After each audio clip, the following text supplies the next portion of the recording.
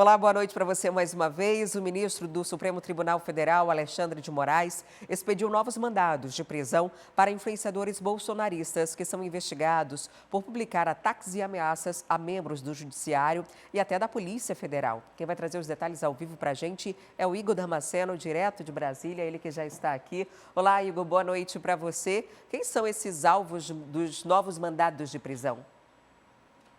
São os influenciadores bolsonaristas Alan dos Santos e Oswaldo Eustáquio. Esses são os dois alvos dos mandados de hoje, determinados pelo ministro do Supremo Tribunal Federal, Alexandre de Moraes. Boa noite, Adriane. Boa noite também a todos que nos acompanham. O ministro atendeu a um pedido da Polícia Federal. De acordo com a corporação, os dois influenciadores estariam utilizando perfis em redes sociais de menores de idade para fazer ameaças e também insultos ao Poder Judiciário brasileiro. A prática foi considerada criminosa, então a Polícia Federal pediu a prisão desses dois homens, do Alan dos Santos e também do Oswaldo Eustáquio. O ministro Alexandre de Moraes, então, atendeu a esse pedido e determinou a prisão preventiva, prisão essa que tem que ser cumprida pela Polícia Federal.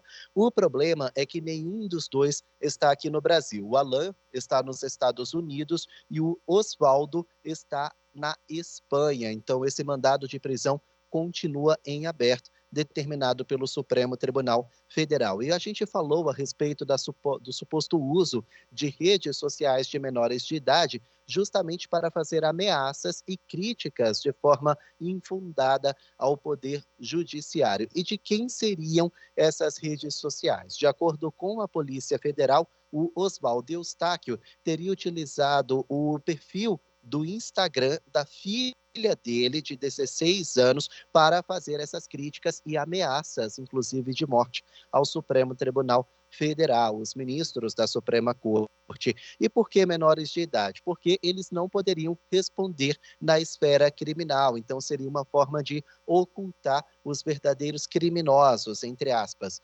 digamos assim. Por causa disso, até mesmo a Polícia Federal foi cumprir 9 mandados de busca e apreensão aqui em Brasília e em mais 4 estados brasileiros, e até a filha do Flávio Eustáquio teve o celular examinado pela Polícia Federal. Durante todos os mandados, o Conselho Tutelar acabou também participando dessa operação a mando do ministro Alexandre de Moraes, justamente para tentar preservar a situação dos menores de idade que teriam tido os perfis usurpados por esses dois influenciadores. Eles, inclusive, se manifestaram e fizeram duras críticas ao Supremo Tribunal Federal e acusaram o ministro Alexandre de Moraes de abuso de poder, uma vez que ele é o ministro da Suprema Corte. A mãe e a esposa do Flávio Eustáquio, inclusive, vieram aqui no Congresso Nacional denunciar esse suposto abuso de poder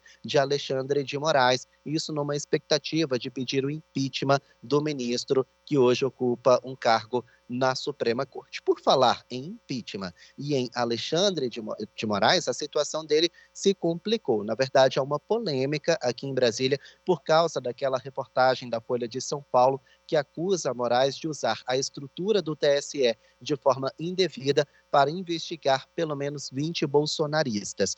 No STF, Alexandre de Moraes recebeu o apoio de ministros que são colegas dele lá na Suprema Corte. A OAB se manteve ali num ponto mais neutro, disse que quer investigar essa situação. Agora, aqui no Congresso Nacional, por causa dessa denúncia da mulher de Flávio Eustáquio e também por causa dessa situação envolvendo a Corte Eleitoral, já tem parlamentar pedindo o impeachment dele. No dia 7 de setembro deve ser protocolado esse impeachment. Sobre esse assunto, nós preparamos uma reportagem. Vamos acompanhar.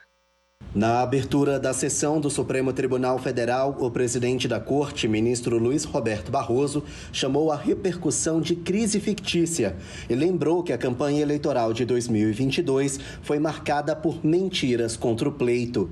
Nós vivíamos a conjuntura em que, no dia da diplomação do atual presidente da República, a Polícia Federal foi depredada. Nós tivemos, nesse mesmo período, uma bomba que foi descoberta e desarmada antes de explodir no aeroporto de Brasília. Portanto, nós vivíamos uma conjuntura intensa e de gravíssimas ameaças à democracia, às instituições e às pessoas.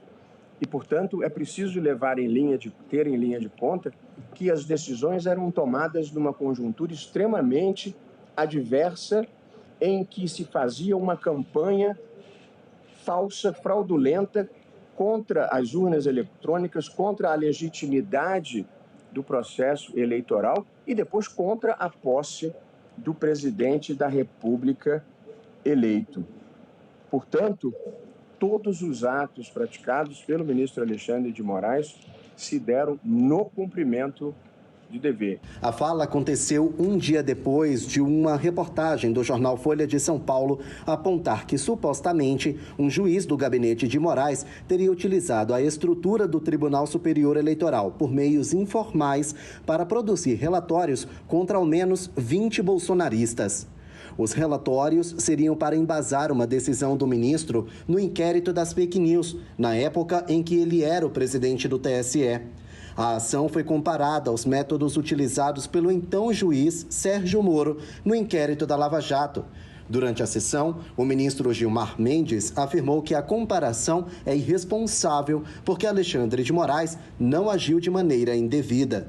Portanto, querer comparar os métodos utilizados naquela operação com a forma de condução do ministro Alexandre nos procedimentos em curso nesta Corte, são uma tentativa desesperada de desacreditar o próprio Supremo Tribunal Federal, em busca de fins obscuros relacionados à impunidade de pessoas que perpetraram graves atos.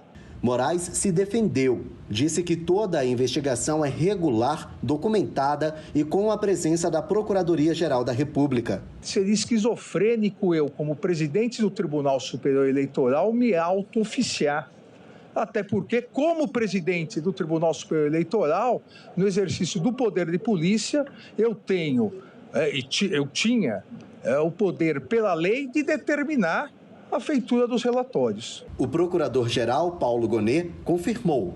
Invariavelmente, onde cabia nos processos sob a relatoria do ministro Alexandre de Moraes a intervenção da Procuradoria-Geral da República ou da Procuradoria-Geral Eleitoral, houve a abertura de oportunidade para a atuação do Ministério Público. Apesar das explicações, há um clima de incerteza entre os políticos e as entidades. Por meio de nota, a Ordem dos Advogados do Brasil cobrou esclarecimentos e disse que vai pedir acesso aos inquéritos. A OAB também disse que a Justiça deve ser imparcial e respeitar os direitos estabelecidos pela Constituição. Aqui no Congresso Nacional, parlamentares da oposição protestaram e pediram o impeachment de Alexandre de Moraes. E no dia 7 de setembro, nós vamos recolher os apoiamentos de parlamentares, de juristas, de brasileiros em geral, população, e vamos fechar no dia 7 de setembro a coleta de assinaturas, o apoiamento dos brasileiros, para no dia 9 de setembro, se Deus quiser, nós apresentarmos aqui na presidência do Senado esse pedido, que pode ser talvez o maior pedido de impeachment que a gente já teve na história do Brasil. A Lei 1079 de 1950 e o artigo 52 da Constituição definem as causas de impeachment para os ministros do Supremo Tribunal Federal, que se restringem a crimes de responsabilidade. Bom, a situação de Alexandre de Moraes aqui no Congresso Nacional não está das melhores, mas nos bastidores o que se fala é que muito dificilmente ele perca o mandato de ministro do Supremo Tribunal Federal. Como eu disse, vocês acompanharam aí na reportagem, os parlamentares da oposição querem o impeachment, a perca desse mandato do ministro da Suprema Corte. Só que esse pedido só deve ser oficializado numa data simbólica. No dia 7 de setembro, eles vão então recolher essas assinaturas e protocolarem oficialmente. 7 de setembro é o dia da independência do Brasil. Então, daí a gente já pode tirar esse simbolismo deles quererem a saída de Alexandre de Moraes do STF. STF. A gente vai seguir acompanhando, Adriane. Se você gostou desse conteúdo, então já sabe, né? Dá um like aqui nesse vídeo, se inscreve no canal da TV A Crítica e ativa aí o sininho para ficar por dentro de todos os nossos conteúdos aqui no nosso canal.